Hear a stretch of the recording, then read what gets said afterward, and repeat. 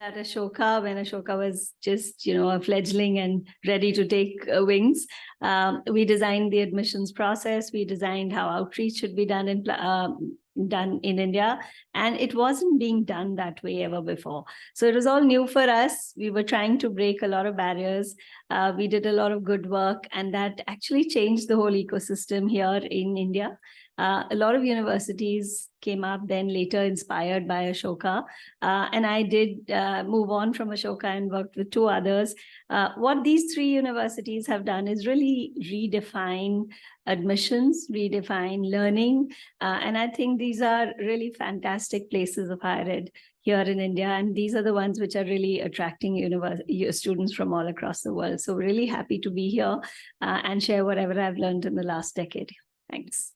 Thank you, Kanchi. I remember first meeting with Kanchi before ground was broken in Surat. Is that how you pronounce where? Surat? Yes. Okay. And we were in south of Delhi in a little office before ground broke. And so your vision really came to fruition.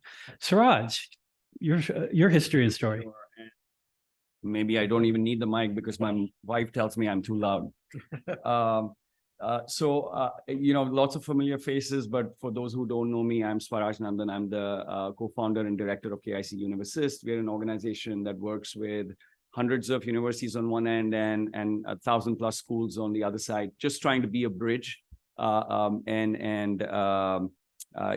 have known Clay for about 10 years, but my background, I'm a typical Indian. I'm an engineer, 2 master's degrees in business. But the key thing, which I can add is I was also an international student.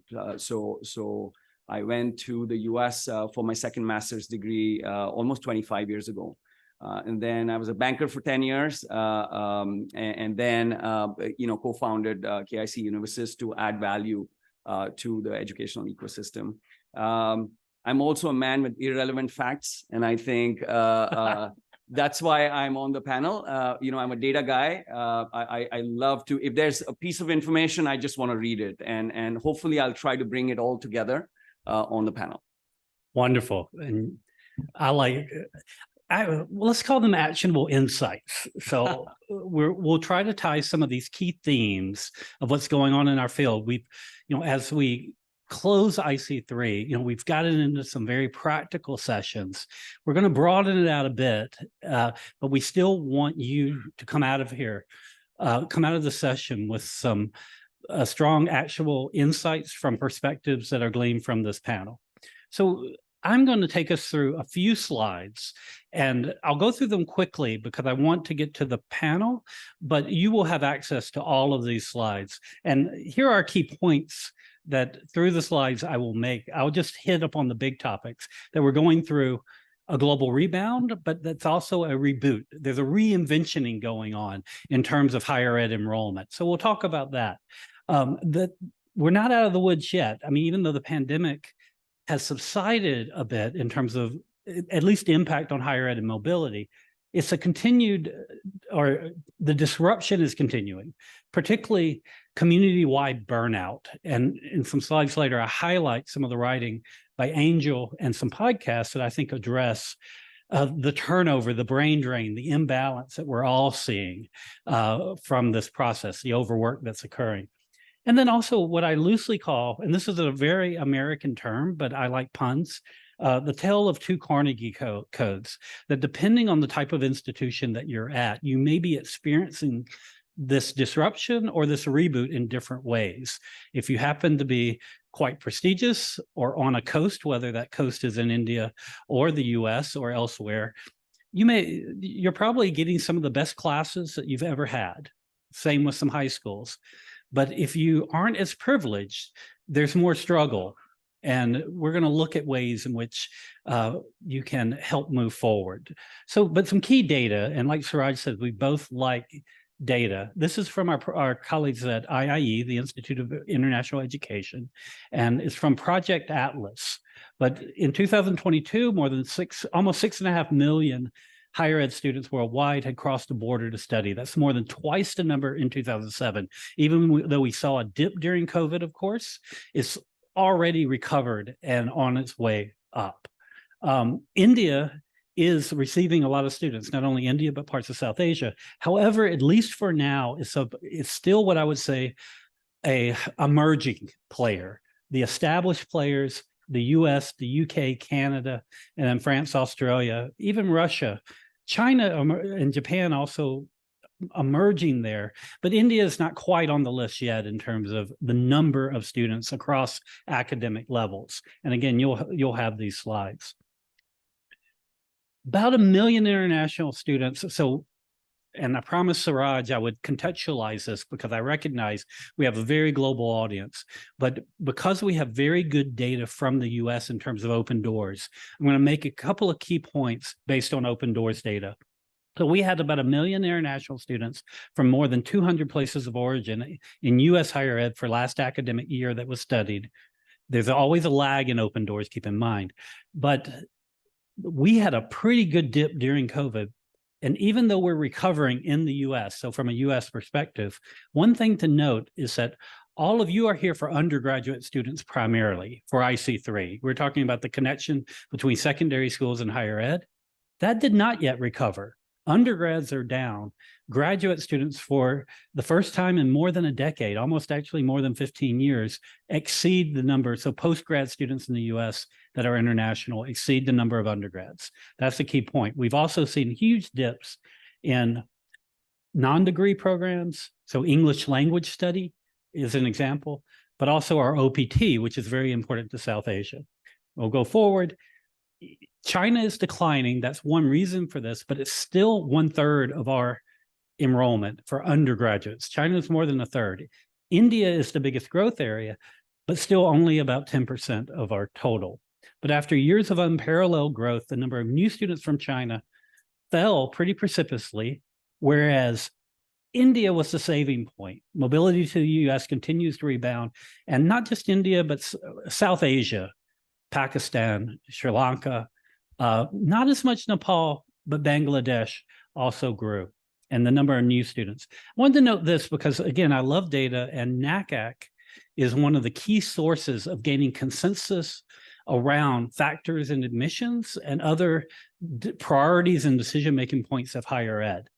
Angel, I believe this will be coming out before conference in September. So NACAC's annual conference in October, but Angel allowed me to give a preview of this data. One thing I wanted to note is the shift toward academic context. So authentic academic context away from non-academic factors like bubble tests like the SAT or ACT, or even extracurricular activities. But admission test scores are now rated by US admission officers, NACAC members. Only 5% said that they're of considerable importance. That's a pretty strong decline, whereas grades in college prep courses, so like A-level exams, IB would fall into that as well. That's much more important. Grades in all courses pretty close, and strength of curricula. So I wanted to make that point.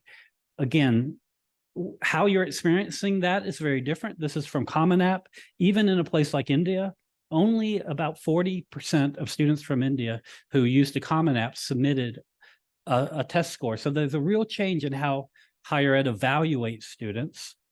And then lastly, how search is changing. And this is where I'm going to put Conchi on the spot about how College Match is shifting. So with that, the last thing I'm going to show is I really enjoyed this podcast while I was on the plane. So that's to highlight our colleague Angel Perez, who was interviewed by Ethan Sawyer, a very good podcast producer. He does other things with essays, but also this article, which will be linked in the slides, One CEO's Story of Executive Burnout, I think we'll see these themes interwoven in our conversation. So with that, I'm going to close, and we're going to start our discussion with Conchi Khanna. And Conchi, particularly as we look at South Asia, why has this region been so dynamic, both in terms of incoming students, universities like the ones that you've worked for attracting international students, but also the outbound mobility? What makes this region so important and dynamic now, Conchi? Yeah. Thanks for that. And thanks also for setting the context. So we've seen, you've talked about the 6.4 million students, and we've seen student mobility go up really threefolds in the last 2 decades. And it's students moving primarily from developing nations to developed nations. So India is one of those, right? It's been importing education services, sending out students. The student mobility index is greater than 1, which means that we are sending out more students than we are getting them in, right? We've been sending them into, of course, the traditionally popular places like UK, Canada, and US. But this year, last year, the data said that close to 8 lakh students are studying all over the country, all over the world. And they've gone to over 240 countries. So there's a lot more, the planned and emerging hubs of education that are coming up. There are emerging hubs, yes. There's like you mentioned, it's moving south. There's Brazil, there are other places, but there are also very planned education hubs that are coming up. Like, I was at the global campus at Incheon, and I think we were there together. I remember they've tied up with so many universities. That's such a dynamic place. You get to study at some of the best universities in Korea, and you don't even have to go to the US. So whether it's Qatar or whether it's Malaysia, they all have these planned education cities, which are, set up by the state. So it's an agenda for the countries for their economic development, that they're setting up these education cities. And India's also thinking about it, inviting global campuses to set up here. So these kind of hubs are going to show up, and maybe the popularity of the very traditional places like the Canada, UK, US might drop. Canada has been, but if you look at, why from India are they moving out, or why is this cross-border education so very popular? There is a perceived, or there has been a lack of access to good quality education here. It's only in the last decade that we've seen a lot of good universities, good places, high quality, colleges and programs coming up. But before that, there was a lack of quality education. Also a perception that education quality is better outside, right? And that when they come back, their career pathways are going to be much stronger. They'll be able to do a lot more with it. That's there. That's always been there. But one driving force and a key motivator for students from India in this particular region is really, and they're choosing locations based on this, is the post-study work opportunities, work and stay opportunities. And that's probably why Canada has been the most popular destination, because it allows the immigration. It's a multi-step, towards immigration. So, you'll be surprised when we looked at the reasons of why students were choosing particular locations. The first was the opportunity to study and to study, work, and then stay on in that particular country. The second was the cost of education, the cost of living. The third, or maybe the third or fourth, was the quality of education. So it wasn't like they were looking at the quality of education first, they were looking at where they can go and settle. So that was something that Indian students were looking at. But the 24%, which is developed nations to developing nations, we're hoping that will pick up, because India right now is like poised to be a 5 trillion economy by next year. And the tech startups, the tech innovation that's happening here, that's going to draw in a lot of students, we believe. It's an ecosystem where students get to work on projects, real life cases with organizations. There's a huge industry academia connect that's happening. There are industries which are supporting students. In fact, in the university that I work, Plaksha, there's a donor who supports 20 Indian students and has also offered to now support 20 African students. Wow. Fully sponsored. And there's a lot happening. Ashoka, Plaksha, Kriya, these are all funded and supported by, donors, and they're philanthropic initiatives. So it's a coming together of industry and academia, and I think that's what's making India so attractive right now. So and we'll see a reversal. And that major shift, yes, and Angel, as Kanchi outlined, we're seeing a movement from the global north to the global south, and some of that is still, though, an exchange. I love that you pointed out, the emerging country to emerging country. But some of the key themes that Kanchi hit upon, the cost sensitivity, the reassessment of the value and return on investment of a college degree. This resonates with me because these are some of the same conversations going on domestically in the US. How is this affecting your membership, particularly how they engage with students internationally? What are they doing and how is NACAC helping? Sure, thank you. So it's interesting, the themes are so similar. We might live in different countries, but we have the same issues. I would say that, I don't believe this is an over-exaggeration. American higher education is going through a tremendous reinvention and questioning of itself at this point. We had everything from the pandemic.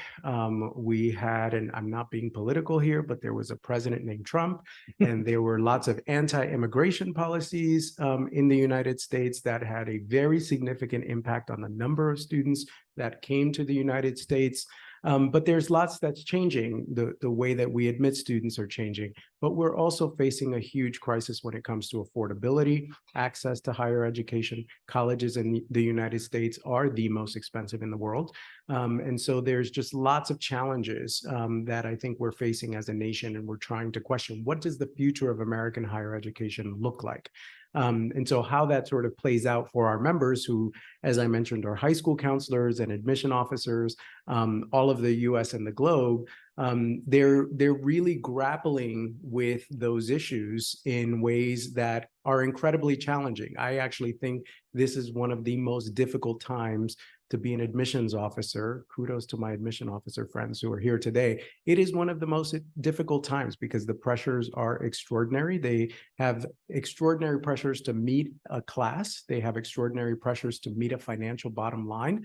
But at the same time, these are all, what I love about the NACAC community, it's 27,000 people around the world who care deeply about getting young people to college. And so they're grappling with these issues of the logistics of getting students to college and also meeting institutional goals, while at the same time believing in their core that we need to give access to as many young people as possible. And so I want to talk a little bit about international students. You probably saw some of the data that has been released over the years, that in the United States, the numbers did go down. You saw the numbers in China as well, but it's been wonderful to see that this past year, those numbers have been coming back up, and we predict that we will continue to see those numbers going back up, but we will see some shifts. Right now, the relationship between the United States and China is tense, as you probably know. And so we may begin to see some pretty dramatic shifts in terms of which are the countries that are sending more students to study in the United States. So I think that you may see a shift in the way that colleges recruit, where they might be recruiting, lots more attention to emerging economies, lots more attention to thinking about where there are students that are emerging with the middle class. But I think one of the things that both incoming students and their families are going to be struggling with, as well as colleges and universities, is how do we balance the affordability? Right. Colleges want to be accessible, they want to be affordable, but they also struggle with their financial bottom line. And so I wish I had a solution to that, Clay. If I did, I would be on the road talking about how to do that, but it's something I think we all struggle with, by the way, not just in the United States, but around the world. Brilliant. And in meeting those students where they are, which has been a big theme with NACAC, to really look at the credentials and their context, but also in that term, Suraj, in terms of that affordability, you've been leading, I think, a very influential movement that, particularly with the CBSE, but in general, enabling universities that you work with to grant credit and placement for a range of local credentials, AS level examinations for Cambridge, and of course A-level and things like that. But the CBSE movement, could you talk a little bit about that? I would also link it to some of the things that we were talking, or that you're seeing in terms of governmental policies. So please.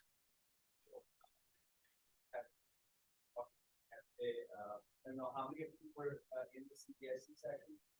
Thank you for. Yeah. Thank you. So CBSE, 2 years ago, we basically started a conversation about the fact that colleges provide credit for some curriculums, and basically saying for other curriculums like CBSE, and CBSE is just the beginning. The idea is for other curriculums, if the student has gone through some rigor, should they get credit for, for what they have already done?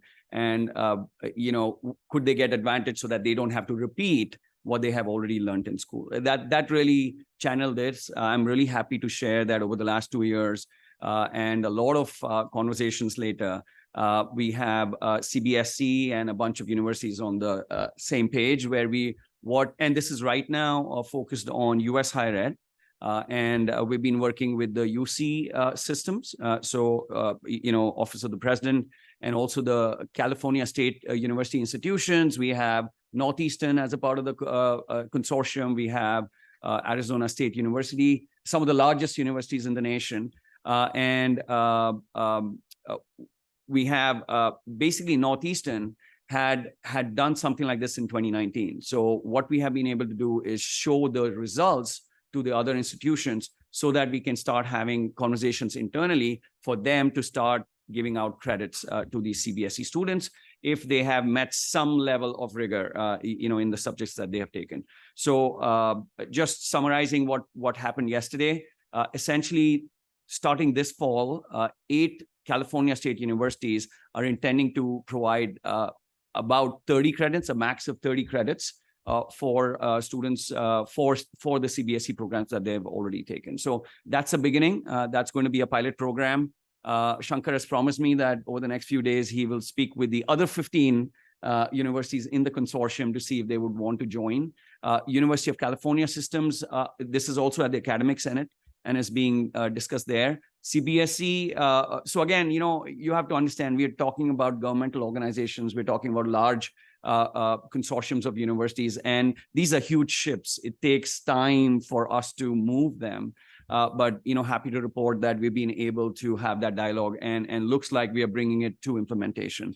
Kanchi and Suraj, I want to, not to exclude you, Angel, but you've been working, Angel, with U.S. Department of Ed, U.S. Department of State, and we're in the U.S. We're in a very decentralized, I would say, state-driven system. India is somewhere in between. And can you both kind of talk about the impact of the new governmental policies and where you see, especially as you're a 12-year system, typically a 3-year baccalaureate, but that could shift. So I would like for y'all to tag team a little bit of where you see from a higher ed perspective, from a partner perspective, where you see the impact of those policies going. Kanchi?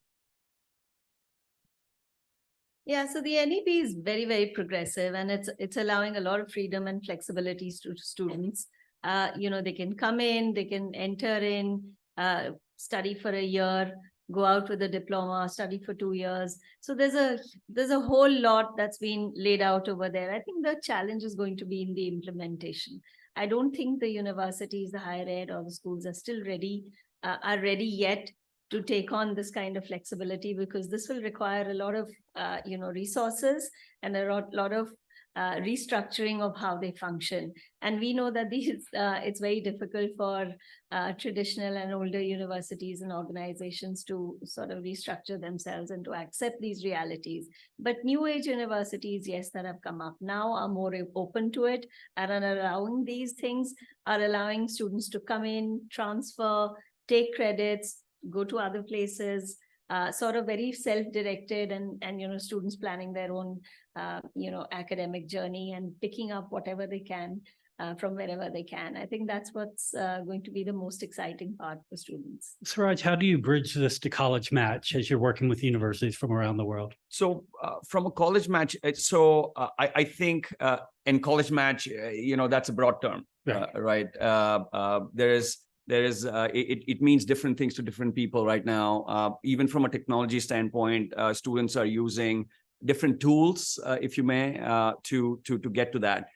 In the last, I would say, year, we have spoken about direct admission and reverse admission, of how colleges can play a more active role in playing college matches. And those of you who don't know, from a reverse admission process, and they're talking about use of AI when students enter their profile, and colleges actively look at who's filling this up, and if the student is eligible, they proactively make an admit offer. So think about it. The student is not getting a message in the mail basically saying, hey, it'd be great for you to apply, but basically saying, congratulations, we will literally, you are going to get this scholarship if you apply, but you need to apply. So that is where we are going. And again, the promise is that a lot of AI is going to be used, so it's going to be perfect, but we have to see how it really takes shape. I have a quick digression. And AI, it's really dependent on how good the technology is. Garbage in, garbage out. That's what I learned as an engineer. And I have to give you a personal example. Last week, I received an email from Glassdoor. I don't tend to spend much time on it, but it basically said, we found the perfect job for you of a catering assistant. So after 10 years of banking and 13 years of entrepreneurship, that's what I got. But because I don't spend time on it, they don't understand me. But that's the messaging. They have made that leap to say, this is what we think you are, and felt confident enough to say that. Now apply that to college matches or whatever. If we're treading I should say we have to tread carefully, right? If we play God and start deciding for students about what they should be doing based on what our understanding of their profile is, that's going to be a tough place. So we'll see how this thing evolves, but there are a lot of changes happening, both in the ecosystem of what's available to students, because that's also affecting it. Specifically from an India context, we have seen the emergence of new age university. Not only that, but also many private providers where they are doing a 1+3 kind of a program where you do the first year at a private provider and the next 3 years at a university level, right? And then 2+2s and things like that. So we're going to see, and all of this has happened over the last 3-4 years. In fact, the innovation has been, I should say, accelerated during the pandemic. And we're going to see how online education emerges, how the college matches, happen. But we are going to see a lot of change in the next 5 to 10 years. So that's making my head spin. And as we shift to the role of counselors, so still staying on understanding the future of how college connections, how college matches, Angel will change. Could you talk a little bit about the role of the counselor, how it's becoming even more essential, some partnerships that NACAC is engaged in to make sure that they feel supported and empowered. Could you talk a little bit about that, Angel? Yeah, this is something that I think about deeply as well. And from a U.S. perspective, Clay mentioned that we're a decentralized system. That's part of the beauty and that's part of the beast of our system. Lots of diversity, but where does a student begin? How does a student understand what their options are, where their match is? And when you now add on top of that, you saw some of the data about testing, the way that the majority of students actually were connected to colleges in the United States in the past, pre-COVID, testing requirements, was really when colleges and universities would buy the names of these students through the SAT or the PSAT. That business is declining to a certain extent. And so colleges and universities obviously want to be able to access students so they can market to them, but also students are anxious about how do I learn more about this? And so a couple of projects I'd like to mention. We made a soft announcement about this in June, but the big announcement will happen at our conference next month in Baltimore, that we are partnering with an organization called Slate to basically begin to help counselors as well as students have a one-stop shop. And what's going to be different about this is that unlike services that colleges and universities would pay for in the past, this will be at no cost to the student. It will be at no cost to institutions as well. Hoping to do some work with the Department of Education and really partnering. We're calling it START. And it's basically, our dream is, imagine if you're 16 years old and you're a student and you don't know where to start, this is where you begin and you go to these trusted organizations. No, any student who wants to be on the portal, they'll begin a profile and they can begin to connect with institutions. And it's going to be a project that's evolving. It's not going to be perfect. We're actually going to take the year to build it. We're going to be including high school counselors if anybody's interested in lending their voices to us about what this would look like. So that's one project. You had a comment?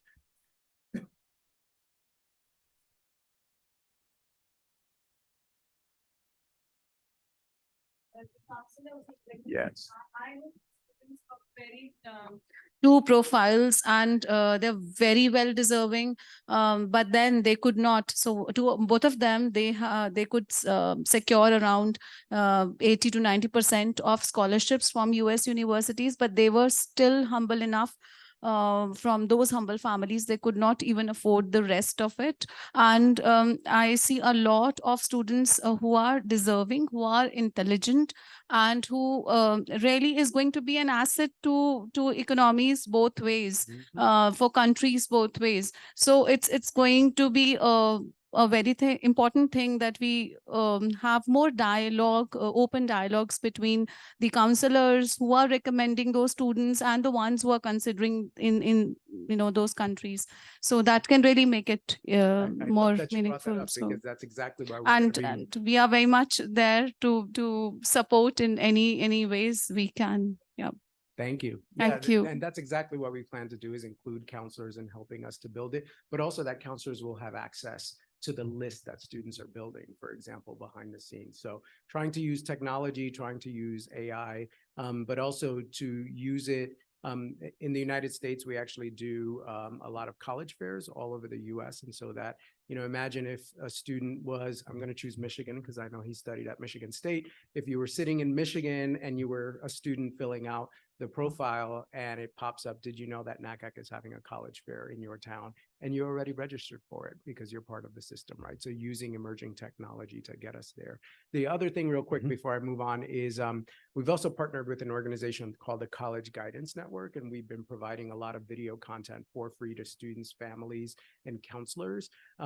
Think about it as like masterclass for college. And it's somewhat similar to what IC3 does as well, but not in course content, the way they do it, very small 15, 20-minute bites that really helps students to find, to really understand the process. And we're keeping an eye particularly for students who don't have the luxury of counselors like yourself, and students who don't have the luxury of one-to-one counseling that they can go on and get this content, as well as their families as well. Right. So two examples of what we're working I on. love those examples. And I also think the example of you taking time before your biggest conference, really the biggest conference in the US for college admission counseling, coming here. I think that's a symbolic gesture about the importance of counseling globally and in this community. And I love seeing IC3 and NACAC work together. Kanchi, as we move on, I think you had something to say about that topic of match, but I also want to move on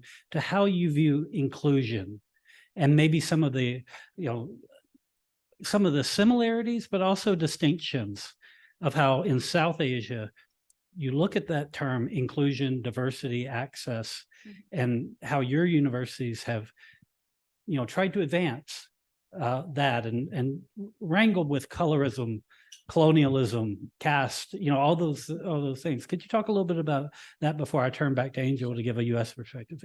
Kanchi.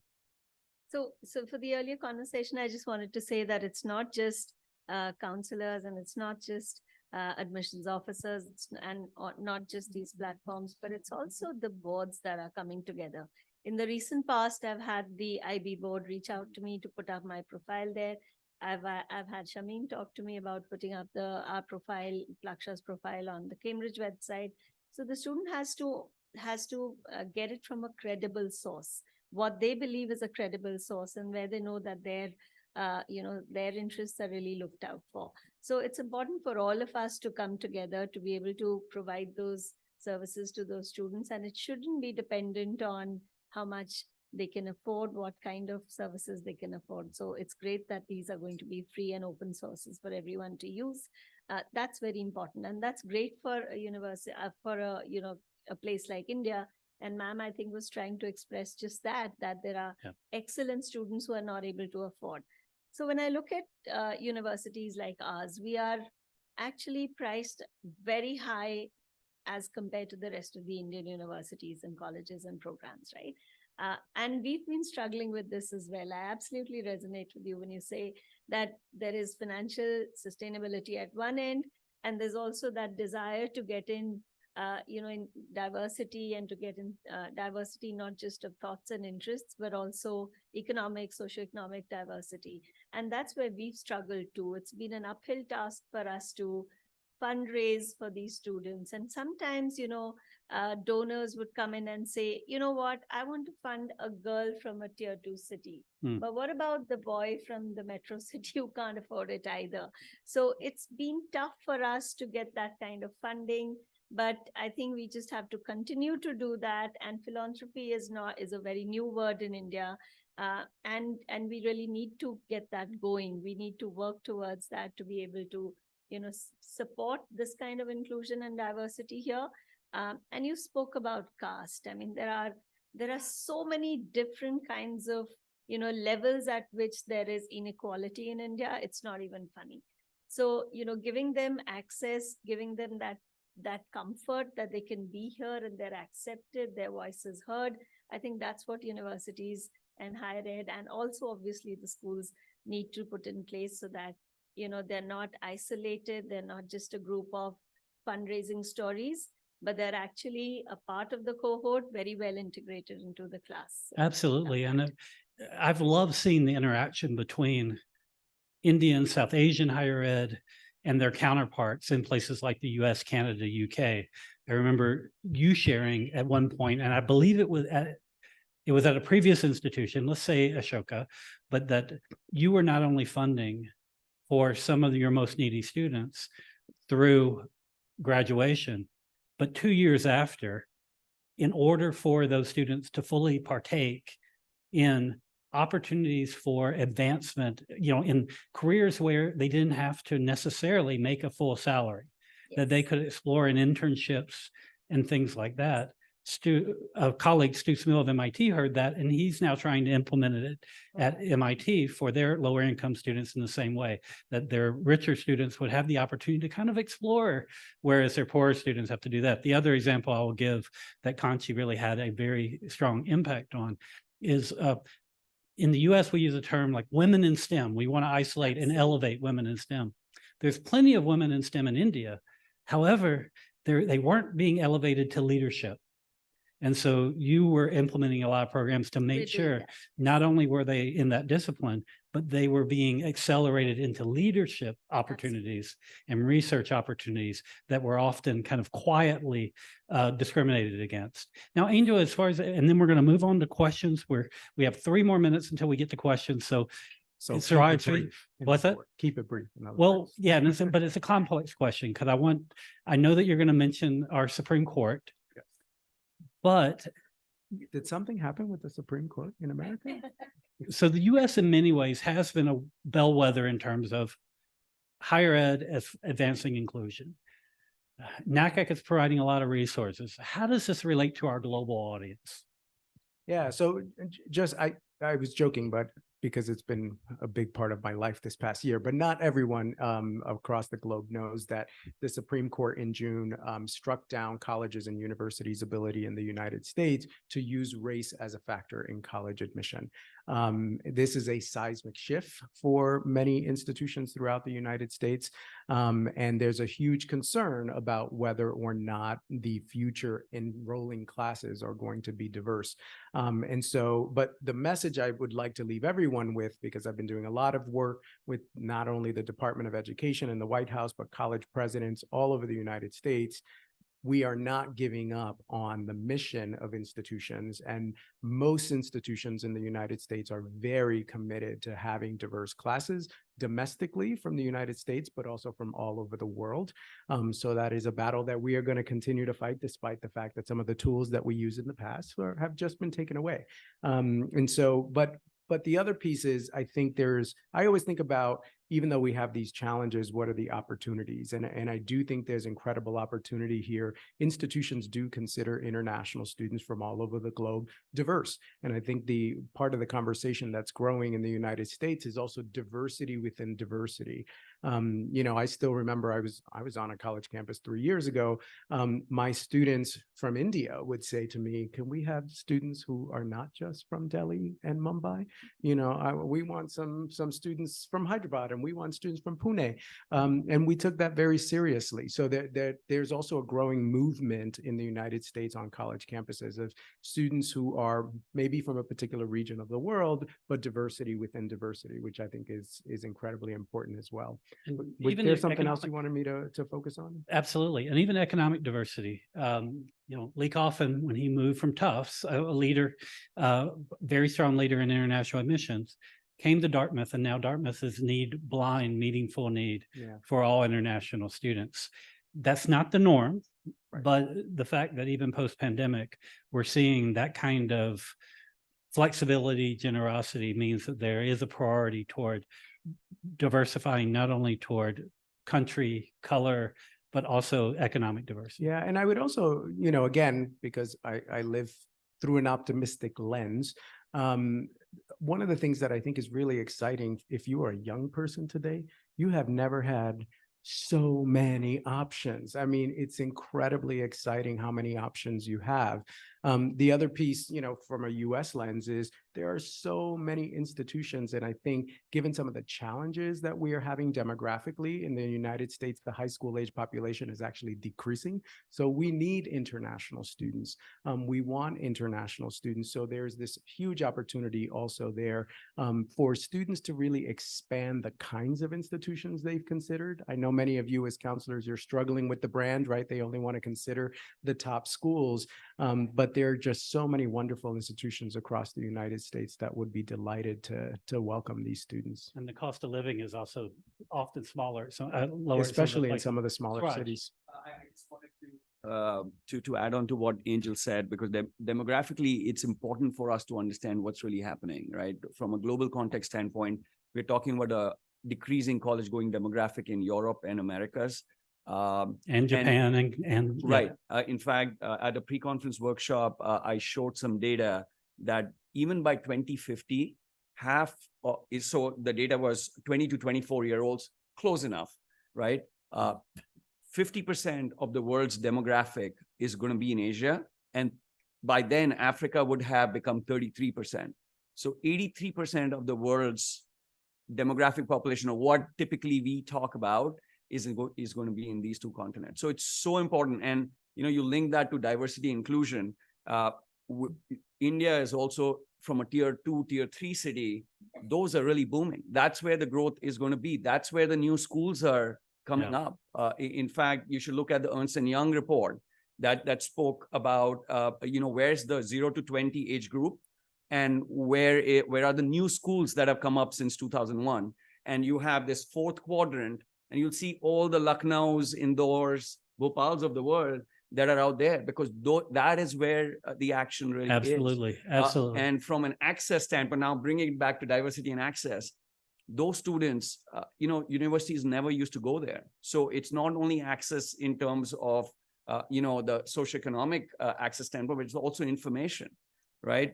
Now I'm traveling with 16 universities who are going to Indore and Lucknow later this week. And so these opportunities are starting to come up. So we have to, all this change is happening, and it's wonderful. But, as Angel is saying, it's going to continue to evolve. Yeah, and even that diaspora, that mobility from the global South, you're seeing it in places like the Gulf. You've always seen it in East Africa, ASEAN, even Southern Cone. So just these areas are changing quickly, and university admission officers, I think, are up to the task of, if they don't burn out, and again, listen to that podcast, I think you'll be inspired. Now, I was right on time. I was going to brag that I kept us to that 15 minutes. We still have about 13 minutes of full question and answer. So who's going to go first? Yes.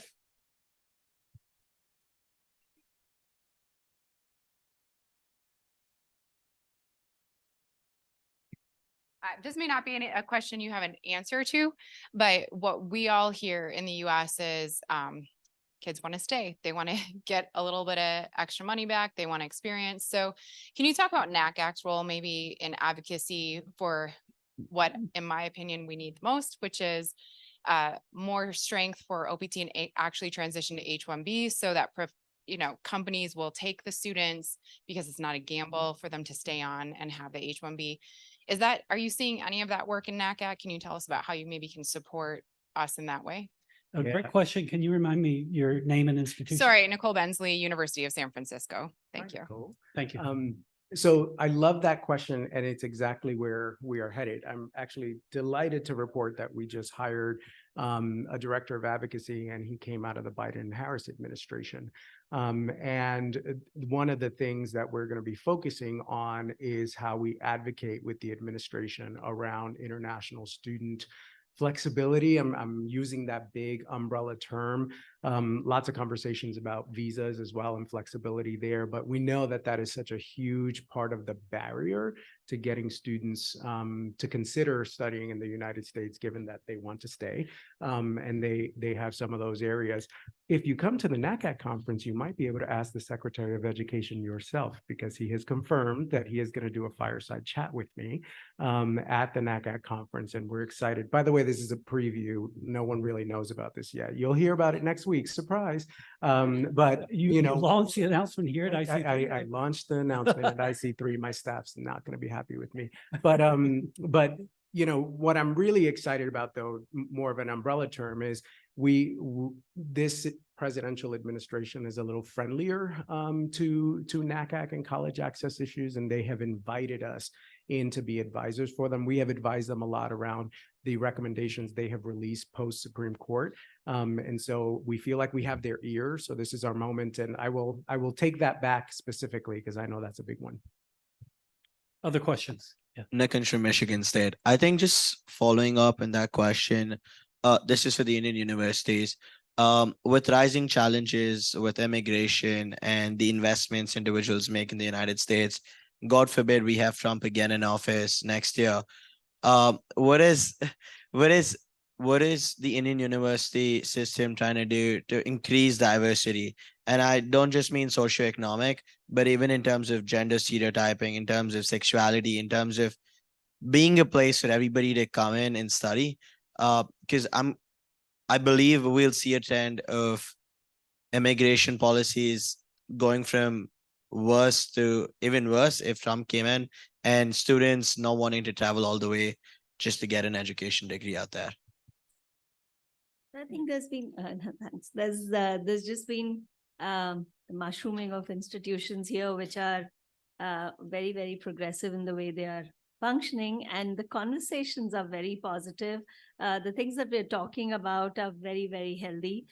You know, I remember there was a debate when we were setting up our admissions policies here at Laksha was, do we even ask for a photograph from the student? And that's such a done, you know, we are told by UGC, you have to have XYZ documents from the students when they come in. But we didn't want to do that because we didn't want the admissions officers biased against what the gender is. So not taking those details up front, making the application form really short so that we just know what we really need to know, what's relevant for the program, and not really the gender, the race and all that. But, you know, as always, there's a whole lot of, you know, control that happens here, which we are fighting at every level. I think all these new age universities are.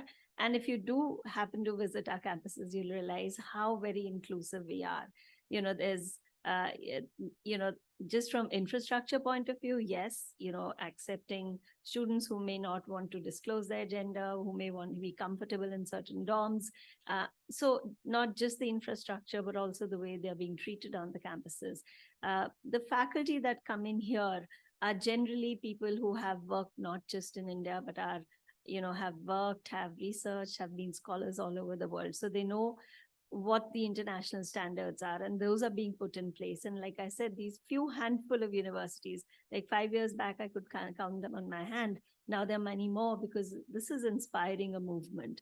And a lot of these universities are very, very, you know, woke, or what would we call that? And it's not just a few which are just you know, very niche and selective, but there are some universities which are populous as well, and they have huge number of students, and they're doing a great job too. Other questions? Yes. My question A few years back, Dr. Rahul Chadha talked about the three waves of global mobility. The first wave, of course, was dominated with the Bologna process, 9/11. The second wave, of course, we saw with the Great Recession in America. And the third wave, of course, the Trump and Brexit. Now we're in that sort of fourth wave, the post-pandemic wave. What are some of the themes that we can expect out of this wave? Is this a wave of the global south to south mobility? And certainly, excited to hear more from the panel.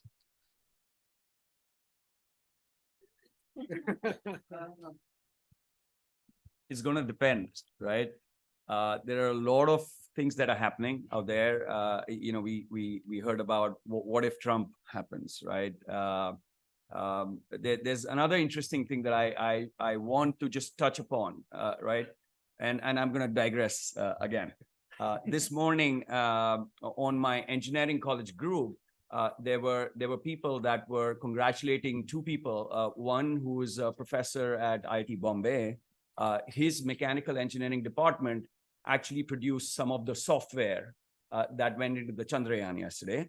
And then there's another friend who works with the Reliance Petroleum, whose jet fuels were used for the first stage thing, right? And what I want to, through that, talk about is the focus on Make in India, right? A lot of the components in the Chandrayaan that landed yesterday were all made in India.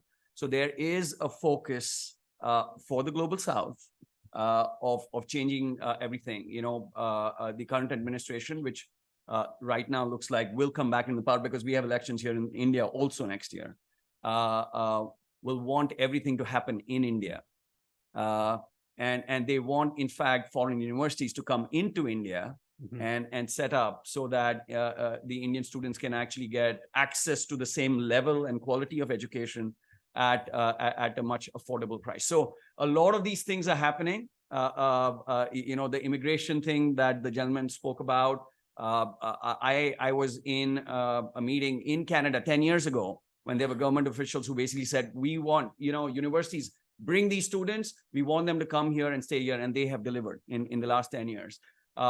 US, we will have to see how all of this. So all of these factors are going to play into what the trends are going to look like from a demand standpoint. The tier 2 and tier 3 cities that I spoke about, the demand is high, the interest is high. The students are wanting to go and get a really high quality education. The parents can afford it now. So we are. I don't know if it's going to be as big as the China wave that we had seen. But the trends are very, very positive, for students to continue to go.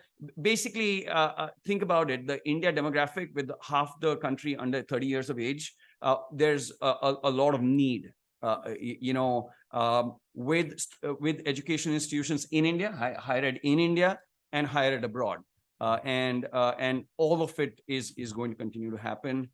And we're going to see the technology piece come in. Yeah. So how much of it shifts online or hybrid, right. We'll have to watch for that trend too. And the way that kind of exchange and the kind of innovations that we're seeing, both from universities like Plaza, which Kanchi represents, but Northeastern, for example. So instead of the NYU model of planting campuses that are just standalone, but using their co-op with countries like Canada, so that at the end of a co-op, even though students are based in Boston, their co-op takes them to Canada or Great Britain or elsewhere, even India, and they can take advantage of immigration policies that may be more friendly. And we'll see if a campus ends up or partnership ends up here. We have time for one more question before we close. If not, I would like for the three of you very quickly, so we have exactly 1 minute. So one thing that you're hopeful about coming, about international education, about IC3, you're hopeful about for the coming year. We'll start with Suraj. Oh my God, you put me back on. I just spoke last. You did. Okay, Kanchi. He made a good case. He did speak last. So let's give him a chance to breathe. Yeah, so I'll go back to what I said initially about students choosing to go abroad for a certain reason. I would want that to change, and I would want students to be able to go there for the programs that they're interested in. You know, there was this data point which said that, you know, when US announced that the OPT for STEM students would go from 1 year to 3 years, there was a 400% rise in students choosing STEM subjects. So it shouldn't be the case. They should be going for what they really want to do, should be affordable, should be accessible to everyone across the world. That's what I would like to see. Yeah. Angel? I guess the angle I'll take is around, I am seeing much more hunger for collaboration between our professional organizations. So obviously I'm here because I believe in the work of IC3 and Ganesh's vision. You know, you just heard me talk about the kind of partnerships that we are engaging in. And so I see a lot more breaking of the silos that used to happen. I think there's those of us who lead these organizations realize we all have to work together and not against each other to really support all of you who are doing this work, because it's not getting any easier. So that's what gives me hope. And Suraj, you want the last Finally, word? access. And when I say access, I really mean that in the tier 2, tier 3 cities, that the students are able to get to the right, accurate information to be able to make good decisions for themselves. And I really hope we continue to see that more. So continuing to empower students and their counselors to let those students own their own future. As I close, you'll have these slides. There are hyperlinks embedded. I encourage you, if not this year in Baltimore, think about LA even next year in 2021, 24. But the power of us is the theme. We just heard that they're the Secretary of Education, Jay Shetty, as well as perhaps a governor. We don't know yet. My team is going to be so mad because all these surprises, I'm like blowing them out of the water at IC3. But yes, we're going to have some very exciting speakers. And in Los Angeles, it's going to be really exciting. So I hope you can join us. We also have a pre-conference for international counselors and admission officers, also promoting NACAC.